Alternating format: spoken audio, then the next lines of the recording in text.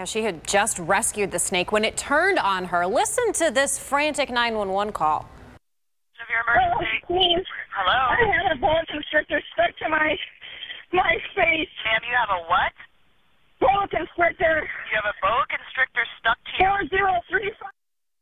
Well, golly. But now Jennifer Awe visited the woman's neighborhood today.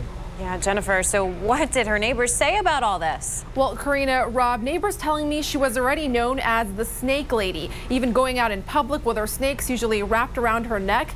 Now, what they did not expect was one of her snakes to bite her face. A woman from Sheffield Lake inside her house with a boa constrictor wrapped around her neck, making this harrowing 911 call.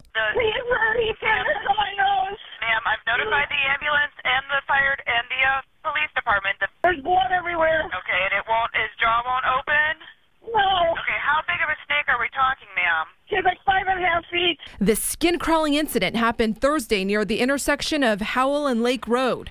Neighbor Steve Kosman saying the 45-year-old woman had many snakes and became quite the talk of the town for wearing them. She would have it around her neck and walk over to the park behind us here. And just thought it was a little odd with her snakes. When the 911 dispatcher asked her exactly how many snakes she had, she said, I am 11. Sheffield Lake firefighters reportedly arrived to find the woman lying on her driveway. The boa constrictor was still wrapped around her neck, its fangs still in her face. One of the firefighters used a pocket knife to cut off the snake's head. The neighbors only needing one word to describe their reaction: shock. Oh, I was in shock. I was just shocked. I mean, it was right next to my mother-in-law's house, so I was like, oh, it was right there. And while the snake was not poisonous, neighbors saying the woman was lucky to have gone to the hospital with non-life-threatening injuries. Yeah, I would say she is very lucky to survive this.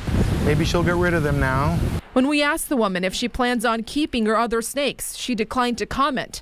But her neighbor, Elliot Palmer's advice? I'd probably put all the snake rescuing aside for a little bit and maybe reevaluate what I'm doing.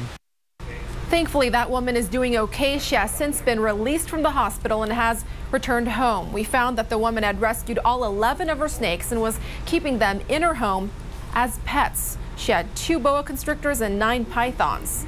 In the tech center, I'm Jennifer Ah, reporting for The Now Cleveland.